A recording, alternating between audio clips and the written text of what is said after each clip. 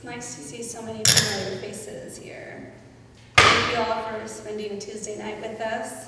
And just to honor, this whole reality check third word project that has developed since February has been really kind of indirectly a meta project too, as far as me as an artist and as far as being a person of color, going into another community, coming from a community that has been gentrified and going into another community that is fighting that challenge as well. So just to acknowledge that it's not just me you're seeing up here.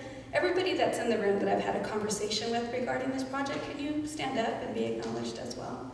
There's several of you here.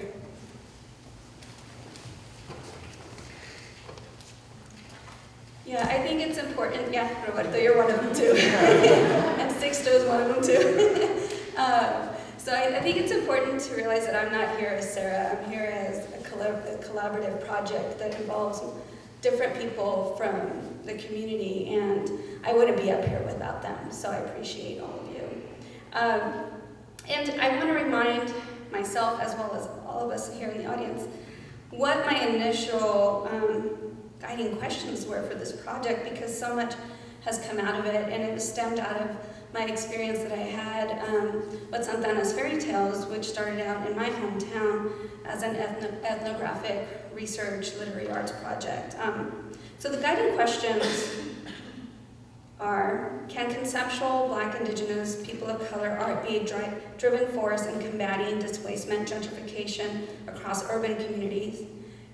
And can the retelling of history and the future from a Black, Indigenous, people of color point of view reclaim and reinstate historical context, current social justice narratives, and storytelling in urban neighborhoods, and even go as far as provide more access to relevant research in and out of academia?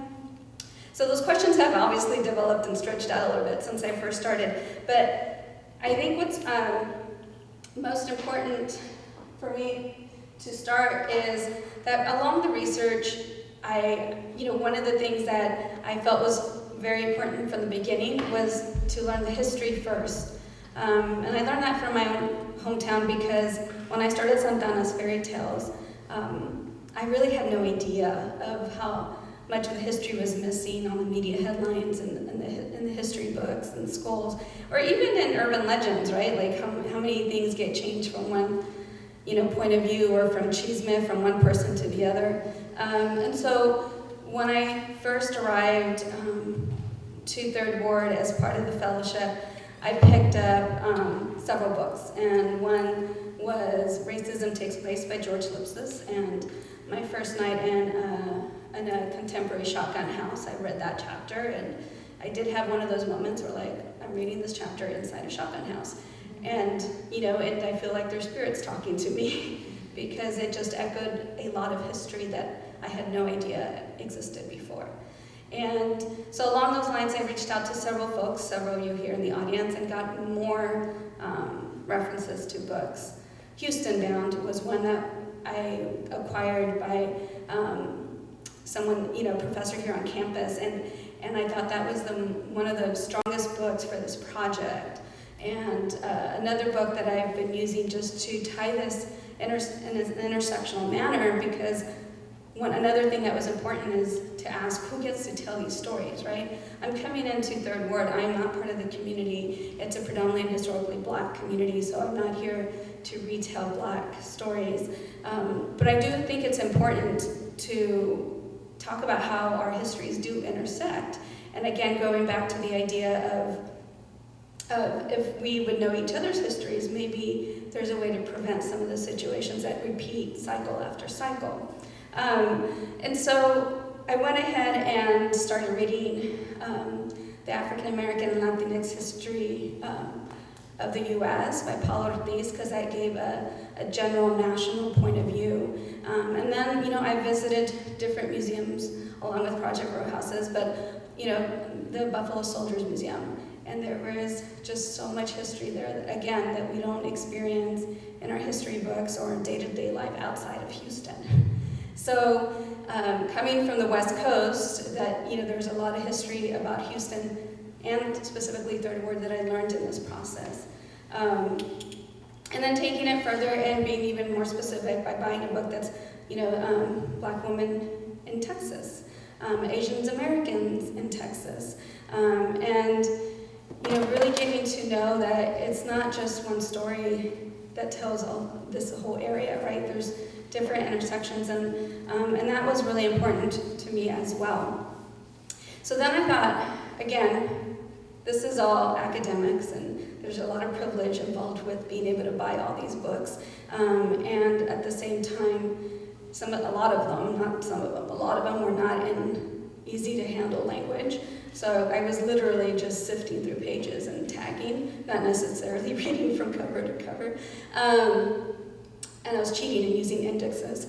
But then I thought, how do we translate this to the general public, right? And with Santana's fairy tales, I had used fairy tales. So with Reality Check Third Ward, I also wanted to focus on happier endings, because I think often we are, as people of color, we hear a lot of sad endings and a lot of trauma, and we have very few moments where we celebrate together as a community.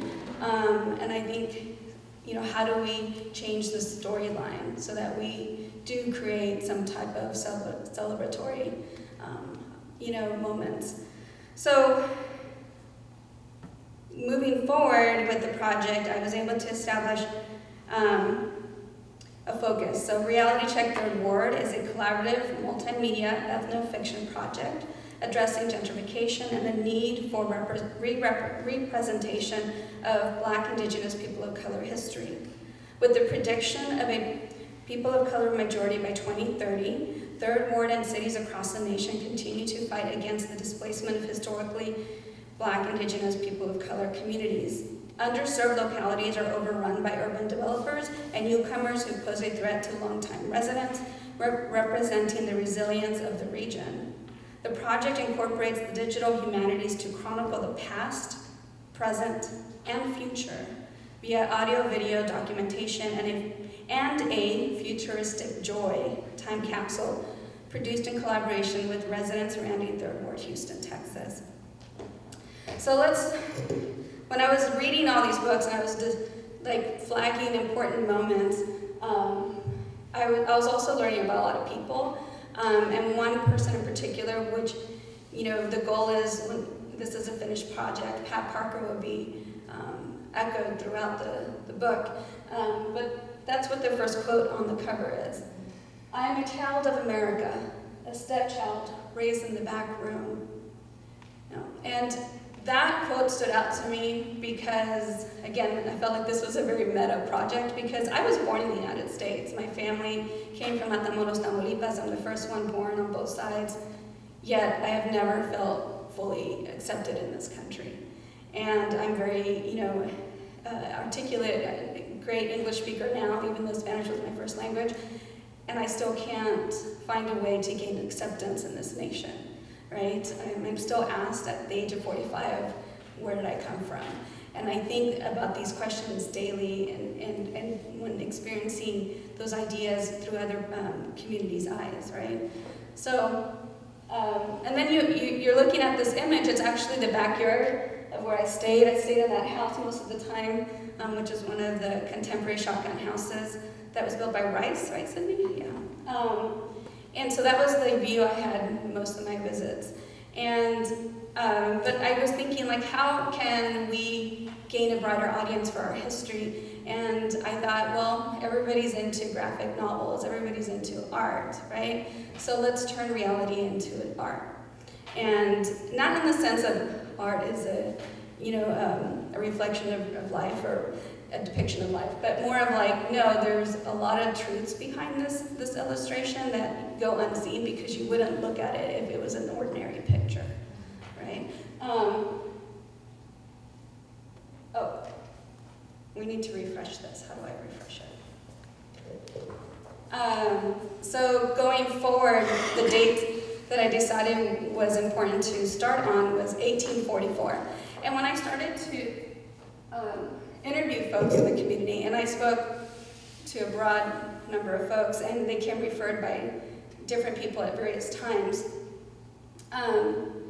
You know, this is one of the starting points that really I got a lot of pushback from, but to me as a storyteller, it felt important because the fact that in 1844, the Jewish community came to Third Ward and bought 4 acres of land, not to build a temple, but to establish a cemetery, again goes back to how many people that face oppression start with trauma versus, you know, affirmations of possible joy, right? And so what I started doing is learning these histories and collecting photos from Wikipedia, photos from the books, but then also traveling to those sites and collecting my own photos as documentation. And as the project, you know, continued, I started thinking of different ways to navigate space, not just in Third Ward, but in academia, because often as artists we get put on as entertainment, and not necessarily as scholars or historians or archivists. People forget that we have degrees, or some of us don't need them. And so one of the things that I started looking at this documentation as footnotes in art. And I get asked often about how do I go about collecting research and documenting it in my stories, and I'm like, that's not important to me. But then I realized that it is important because oftentimes people, as people of color, they don't believe us unless we have sources, unless we have someone to say we are right or yes, we can do it. And so I started with Jewish in Third Ward, and this is a picture of the cemetery that I took when I was on a tour with Vinod Hobson, who did a tour of the please correct my dates if I have this wrong, 1917 uprising, is that correct? The battalion, and I was on that tour again to gain information, but I had no idea I was going to pass the cemetery that day. And, you know, the uprisings passed through the cemetery, you know, area, so that's why I ended up there. Now, another part of the project, again, when we talk about history, and often the words that are coded in U.S. history, right? Manifest destiny. I thought, wow, their history sounds so joyful. Yet our history, our uprisings, protests, police brutality, deaths, and I was also thinking of like, how do we translate our history in through words, right? So in the timeline, whenever I'm referring to U.S. white history, it stays in black and white. Whereas people of color, as much as I can do and document in color, I do, but then when I take archives, I may not have a choice because there was only black and white photos. So this is the idea of countering manifest destiny was the second point that came into the research. And then, you know, continuing to collect research specifically to Third Ward, so that is the main line into this history. Eventually, this timeline will include Asian American history in Houston, as well as Latinx and queer history. But for the final lecture, I wanted to focus on the idea of the history in Third Ward. But I also wanted to share that a lot of this would have never happened with the multiple conversations that I had, as well as the collaborations. And so, reaching out to folks in the community, I also had to think who would be good sources for advisement and referrals. And luckily, I was introduced to Roberto Tejada. I was also, I already had known Dr. Gabriela Ventura Varesa at Arte Público, but I wasn't familiar with the use of technology to this extent. I have done digital archives in the past. They are pretty much PDFs in a PowerPoint presentation uploaded. So now I'm working with this timeline. And so this kind of echoed the idea of like, how do we create information that's easily accessible, translatable, and engaging, right? Not just with people in the classroom, but from anywhere. And with youth particularly, right? So graphic novels are a big thing right now. So this timeline is by Night Lab. And if you don't know Night Lab, you should, it's free. And if you're a student in the class and you really want to impress your teacher, create a timeline in Night Lab. It's really easy. If you can use Google Docs or Excel, you can create this timeline. And so that's, luckily, I thought I was going to need lots and lots of training, so I had scheduled days to meet with Gabby at her office, and she kept saying, you'll be fine, you'll be fine. I'm like, no, I'm 45, I can't use technology like this. And, you know, we're from the same generation, more or less. So when I went in one day ready to like take hours of training, I learned how to use it within an hour. And I was finishing a sample of a timeline by the end of the day. So again, I was told folks, if I can do it and I went to school before the internet, you all can do it too. Here's Pat Parker. And what's symbolic about Pat Parker, and I had a long conversation with Rachel, you know, about this, because so many people, I thought like, wow, how do I not know about Pat Parker?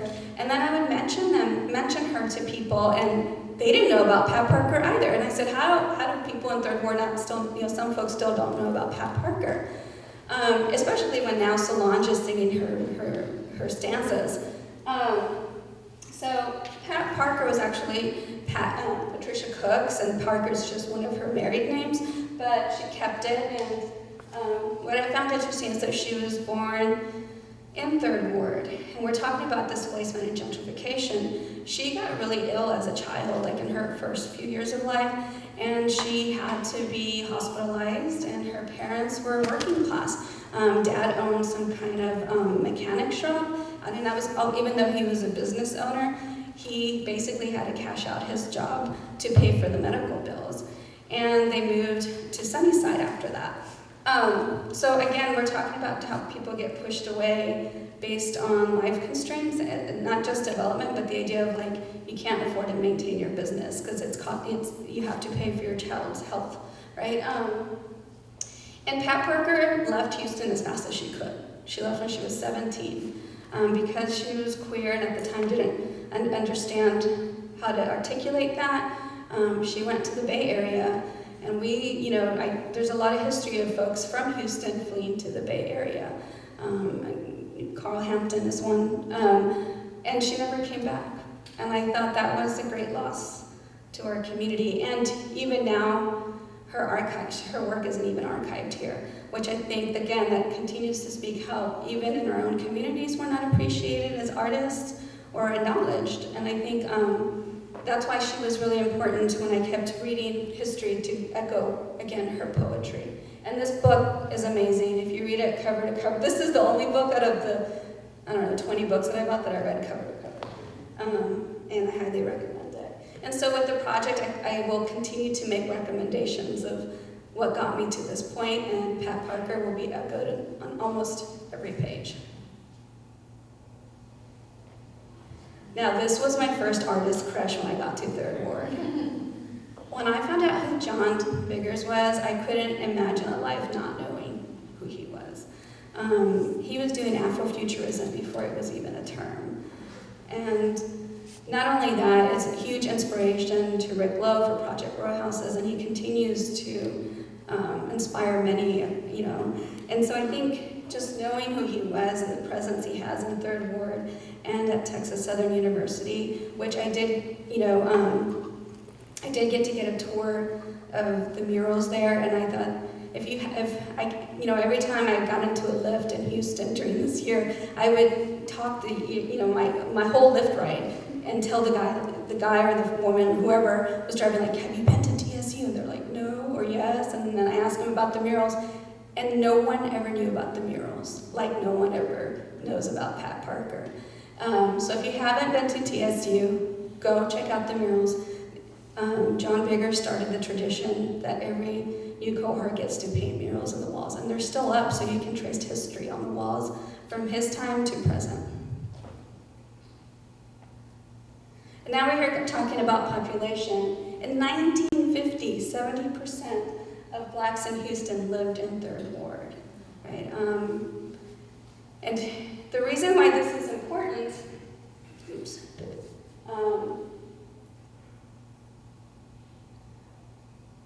that's 1950, and then you have the next date is May 17, 1954, this desegregation of schools or integration.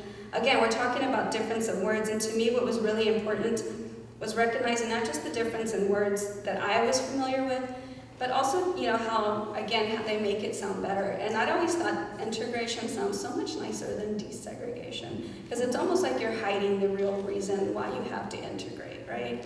And so to me, that stood out.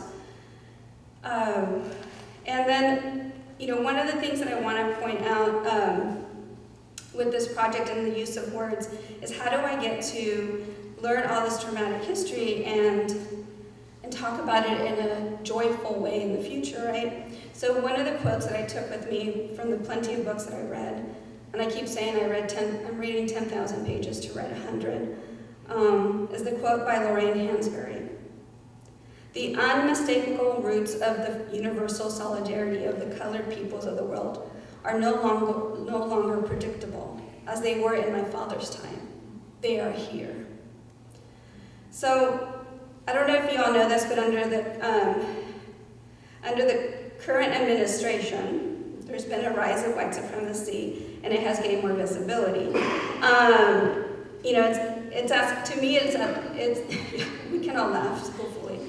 Some of us still cringe. It's almost like our future looks too much like our past right now. So for me, it was really important to capture, how can we change the future?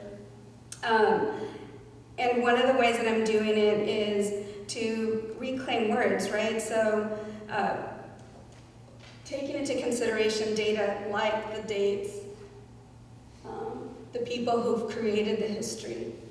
Carl Hampton was another person I had no idea of until I started reading. And if you don't know about Carl Hampton, just Google him, and then read a book about him too.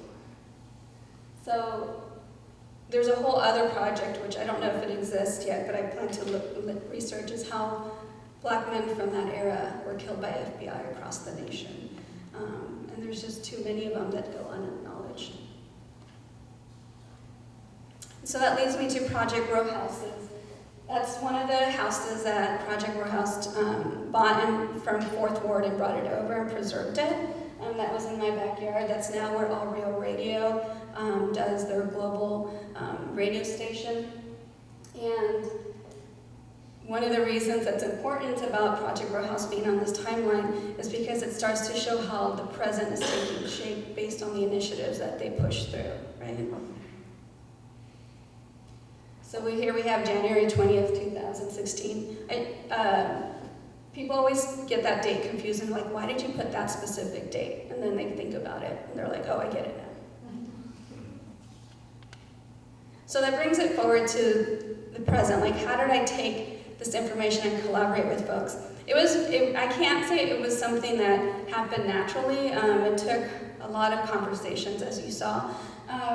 But I had no idea that All Real Radio was in my backyard. And one of my friends in the writers community said, I know somebody that does work in 3rd Ward. Let me introduce you. We started chatting via Facebook, and then she tells me where All Real Radio is, and I'm like, I'm in your backyard, literally. And so that's how I ended up working with Denise Lopez and Drew Evans, who are running All Real Radio. If you don't know who All Real Radio is, download their app, listen to music and conversations 24/7. Denise Lopez is a Chicana indigenous woman who has long ties to the community, as well as different folks in the Latinx community. And Drew Evans has a long history as well. His family was displaced through trauma as well, and he has shared that in an interview with me. And now he's back in 3rd Ward and has been here with his own family for I think 15 years now. So out of the outcome of the project so far includes a collaboration with All Real Radio in 3rd Ward and Arte Público Press through the Recovery Project. So taking notes and learning hands-on through Gabi of how to transfer all this information into a digital platform. So not just dealing with Night Lab, which again is a free resource to everybody, but I've also been learning how to use Scalar, and that's another open source platform that you can use to publish work. Now, what's interesting to me, it's based out of USC and it's free.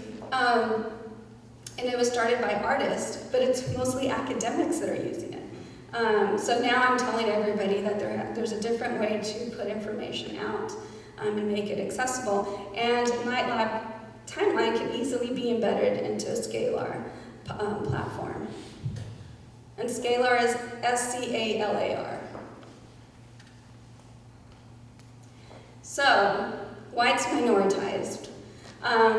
Playing on words again because they predicted in 2030 Houston will be a majority, right? So in other words, people of color will be the majority, not just population-wise because it already is. It's one of the top 3 POC cities, but also civically and economically.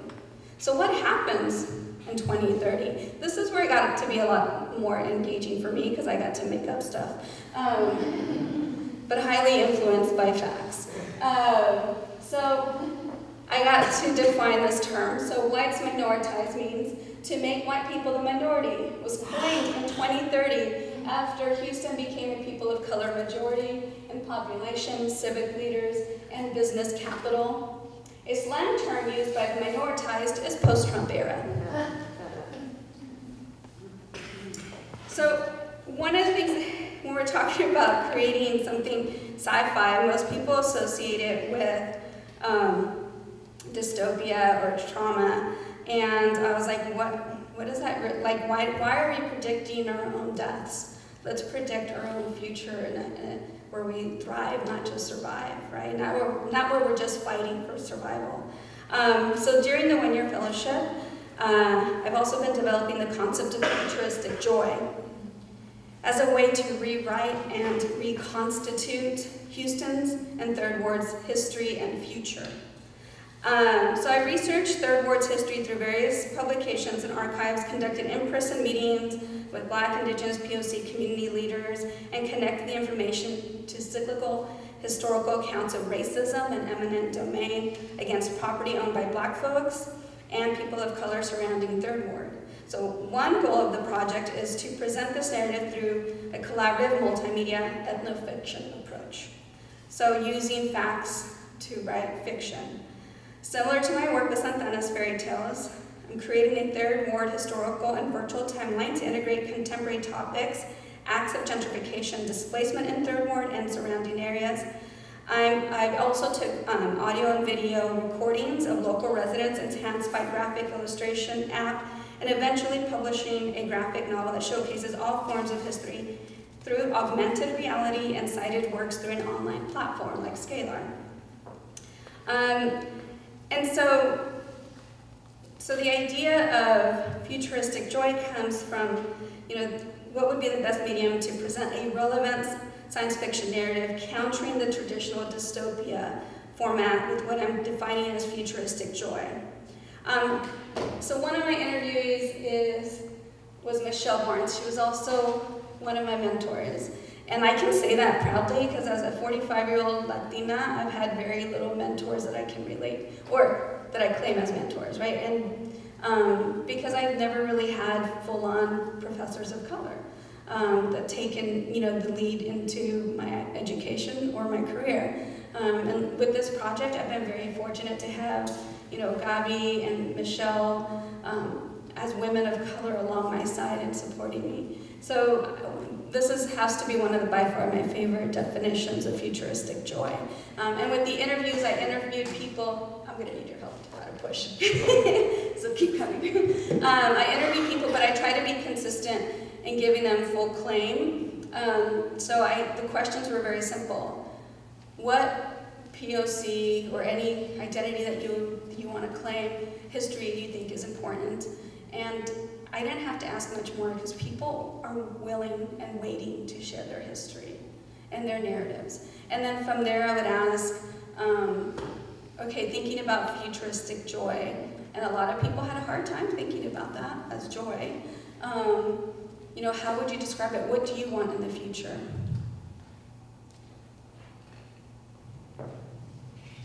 My reference point for futuristic joy is in the past.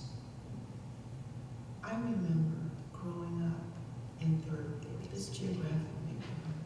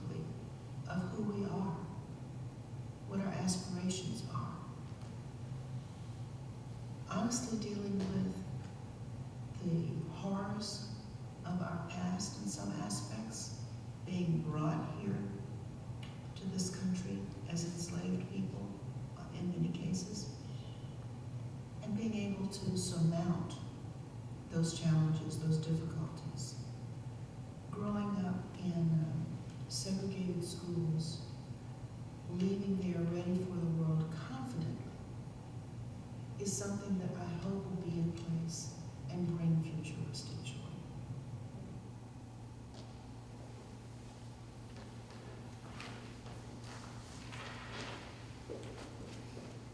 So in 2030, majority, whites become minoritized. I envision that in Third Ward, people are ecstatic and join together in similar celebrations like Juneteenth, which becomes contagious and takes over all of Houston to the points where the headlines, the national headlines, are calling it, at first in mocking, but then it becomes a term, as Houston's futuristic joy, right? But like ethnic cleansing happens in 1 year when the whites run it, in 1 year's time, it becomes a national thing. So in 1 year's time, futuristic joy is every city in the United States. But not to villainize or criminalize white folks, because we have learned that that doesn't help, right, in our community. But again, to the idea of what would this nation look like if people of color ran it civically and economically. And so moving forward, what happens when you think of this, like one of the antonyms that I created for the or synonyms is POC equitized. Antonym, again, dystopia or dystopia or Trump era. So the idea of let's counter these moments in our present time and retell our history so that we can reconstitute our future. It's not working.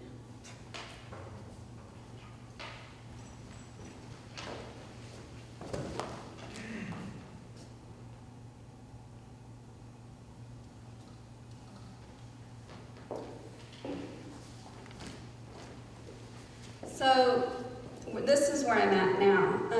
So the first step with the fellowship was to research that establish the community-based collaboration and methodology, and then step 2, further develop collaborations and application of methods and technology with the goal to lead the project to completion, eventually publishing our stories with the intent to change our future by impacting how U.S. history is shared, documented, and studied in the future. Ultimately, the goal of this project is to chronicle the stories of our Black, Indigenous, people of color communities through a platform supported by digital humanities, so our audiences in and out of diverse communities and academia have access to them. So that it is doing basically what Arte, Público, and the recovery program is doing for Latinx narratives, but making it intersectional so that we learn each other's histories. Because there is so much I already learned from Black history in the last 9 months that I wish I could have applied to the last 40 years of my life. And there is a lot of privilege, again, that comes with being a fellow and having access to these resources, but a way to, for me to be able to give back is to make them accessible. And acknowledge all of the people in the community that have taken part in this collaboration. And then going forward, it's not me telling their stories; it's the community telling their stories. So it doesn't, it's not a matter of if you have a degree or if you walk into the ivory tower. It's a matter that education and history starts in the community first, and goes if academics are privileged enough to talk to folks in the community, then it goes to academia, and then it goes back to the community. So the reason for me footnotes and art became a thing was because I want to cite all the information I'm gathering from all the sources. Because people, like Libby said, that there's so many people already doing the work, but when you start something, you have to start from the ground up because we're not having these conversations. So now it's like, well, if I tell you what book I got this information from or what website I have this information from, then it becomes accessible to everyone, and we don't have to start from the ground up when it comes to history. We can intersect it. Because there wasn't one book in the past that I could read African American, Asian American, and Chicanx or Latinx history until I picked up Paul Ortiz's book, and that still didn't have Asian or Middle Eastern history. So these conversations are important, as well as these making it all accessible. Moving forward, what do I do now? Because part of this process was me as an artist of color being 45 years old. I don't really have a home. I'm back in my hometown because I had an artist in residence. But, you know, I don't know where, I didn't know until last week where I was gonna live come January. And again, I have to move out of my city to be able to stay nearby. Like at this time, I don't have to move that far. I'm only 6 miles out of Santa Ana. But I was telling Sixto today that the way that this project has helped is changing my perspective, and also telling people that it's important that we recollect and represent and preserve our own histories, right? And so I'm happy to announce that next semester I get to teach a course at Chapman University based on this methodology, and teach undergrad students how to apply the digital humanities, collecting and recollecting and preserving history focused solely on Black, Indigenous, POC history, as well as women and queer history from 1960s to present time. So I'm really excited because it's a pilot course, and we'll see how all this continues to apply and create more intersectionality. Thank you.